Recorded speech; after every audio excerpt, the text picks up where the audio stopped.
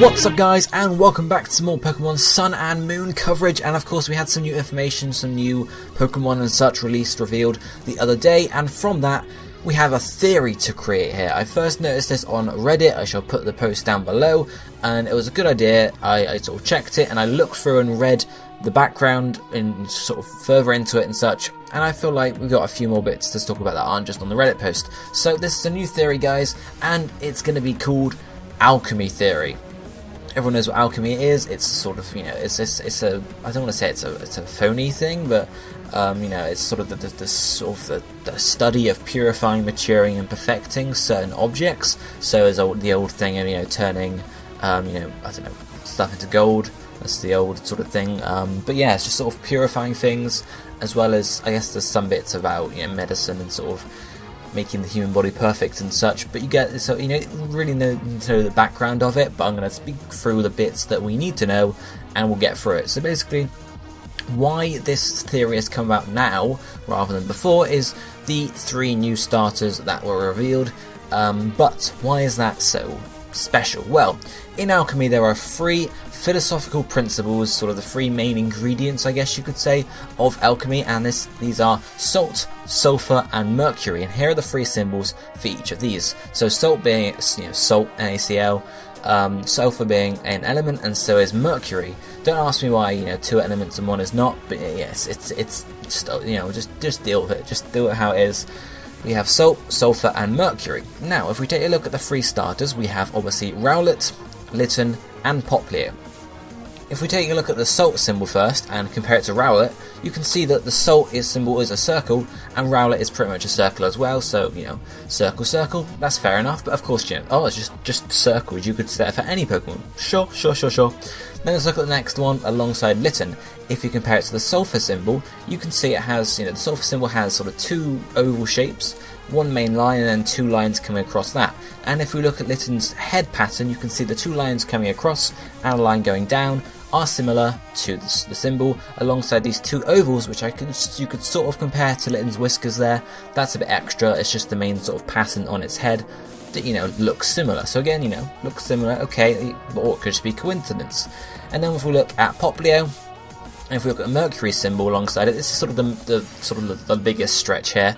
You have obviously the main circle for mercury could be Popplio's head, and then you have a line representing his body, a line coming across it representing its 2 flippers possibly, and then the 2 sort of horns, I guess, coming off the top of the mercury symbol could possibly be Popplio's ears if it was standing up, or it could be something similar to its nose. That's the biggest stretch in my opinion, but sort of the main binding theory here, the main binding bit here, is the pattern from on Litten's head compared to the sulfur symbol.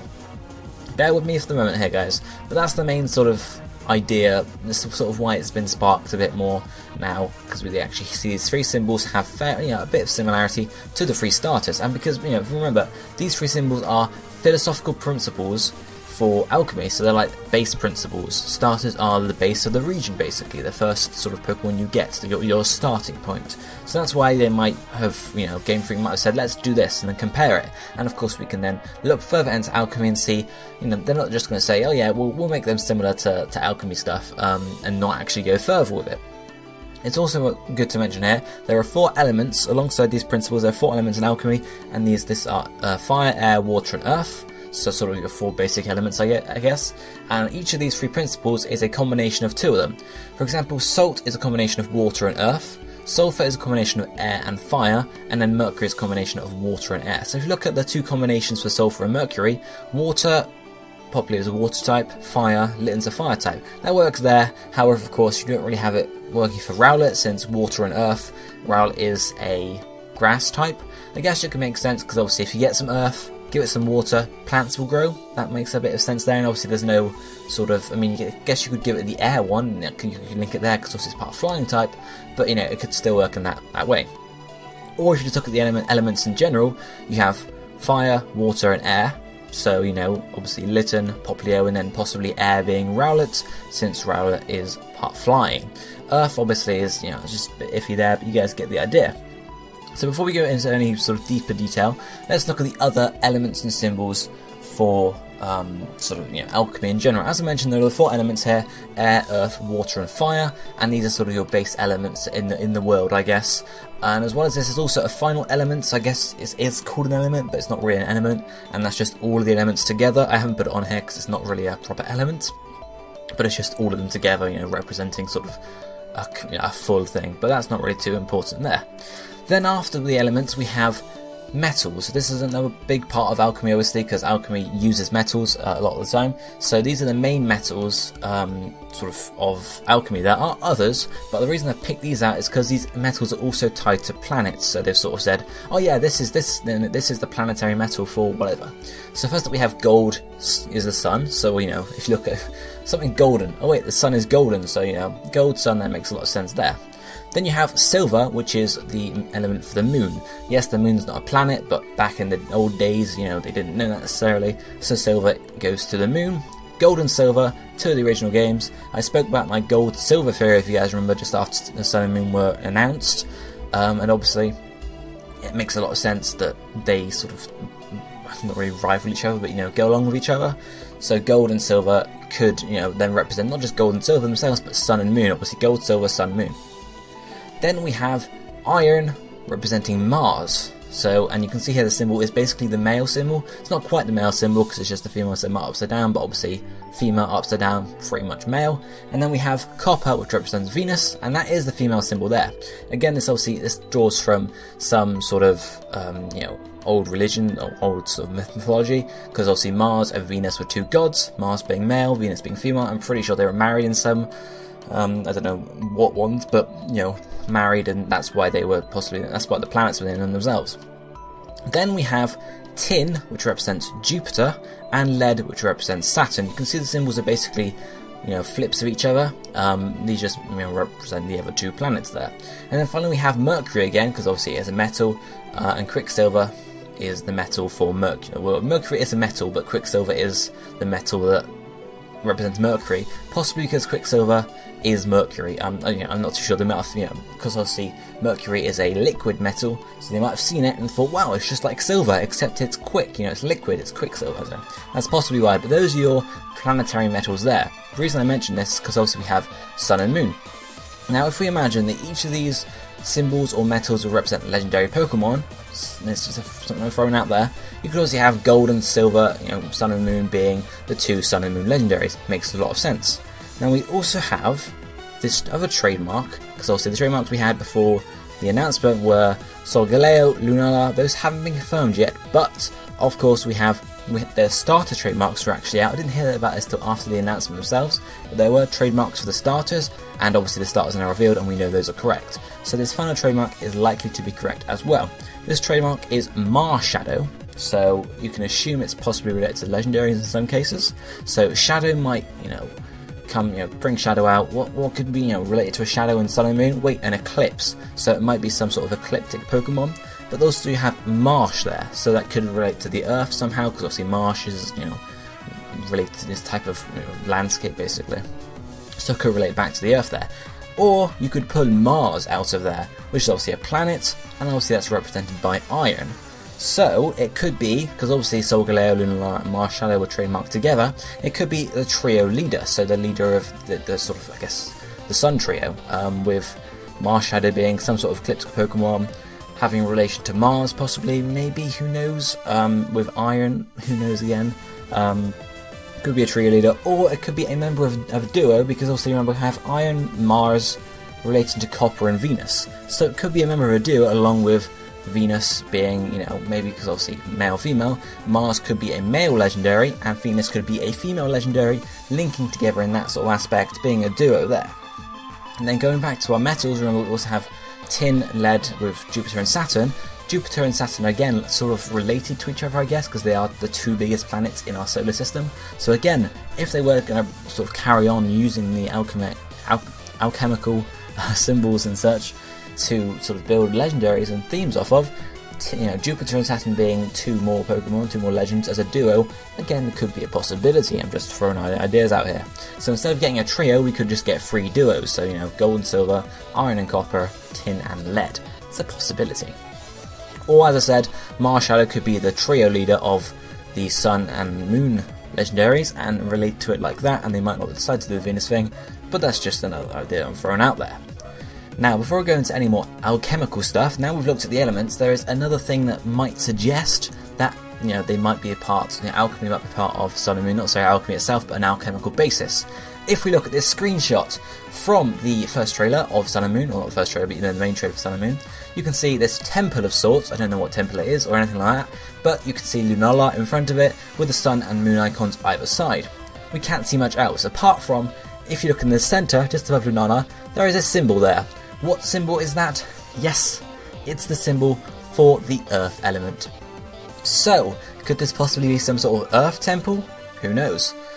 It could mean that there'll be a temple for each element across the different islands of Alola. So you have an Earth temple, an Air temple, a Water temple, possibly, I don't know, throwing ideas out here.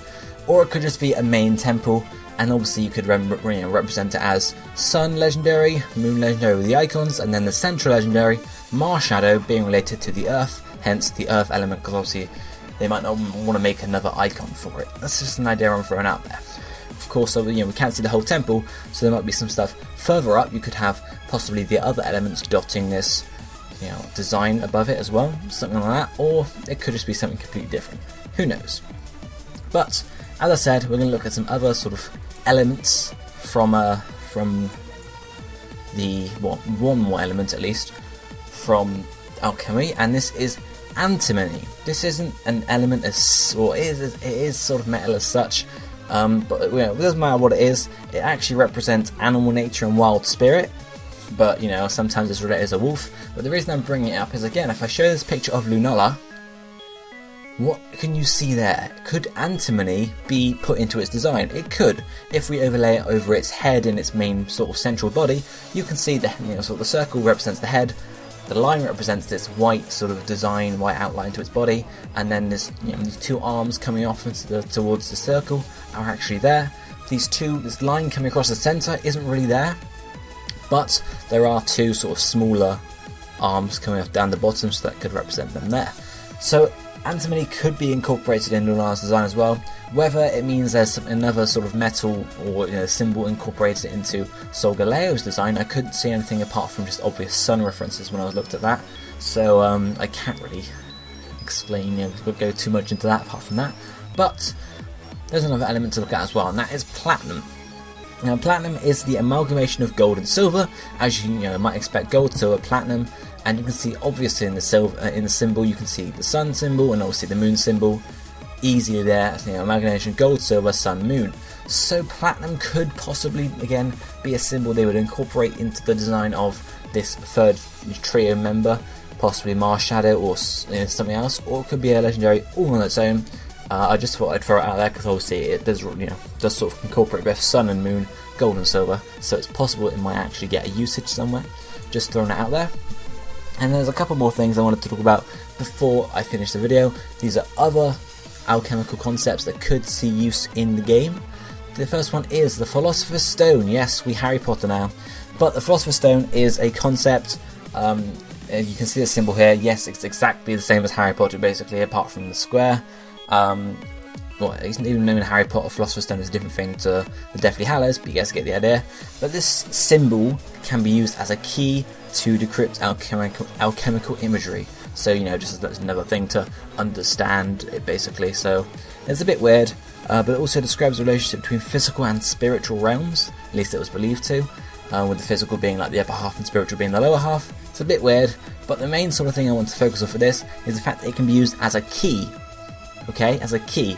If the storyline is going to have alchemical undertones, not obviously thrown at you like, oh, we want to make some gold, you know, something like that. Maybe the evil team want to purify the world or something like that, and they find out that they can do so, they can use sun and moon to amalgamate to get platinum, or something. No, not platinum exactly, but, you know, use the sun and moon legendaries to call upon this other legend. And the key to activating the sun legendary or the moon legendary is, well, something related to the Philosopher's Stone, not exactly, you know, some stone of some sort. It wouldn't be called the Philosopher's Stone, of course, because it would just make for too many memes with Harry Potter, but it could be something similar to that at least, and it would be used as a key to, you know, then activate the legendaries. I just thought it was an interesting concept that could make use in the game if they're obviously following with the alchemical ideas. And then finally we have a tiny bit more to look at in terms of history of alchemy, or what they believe. The first one is that there is this concept of the One, and this is that everything in alchemy begins with the One, or everything in alchemy being life begins with the One. So basically some sort of god or concept, not necessarily a god itself, but a concept of beginning. The One is the Alpha and Omega, the beginning and the end, etc. So not necessarily a god, but a concept that represents the start and end of everything. Now, this is actually represented by the Ouroboros, which is basically a circular design of a serpent or a dragon eating itself, as you can see here.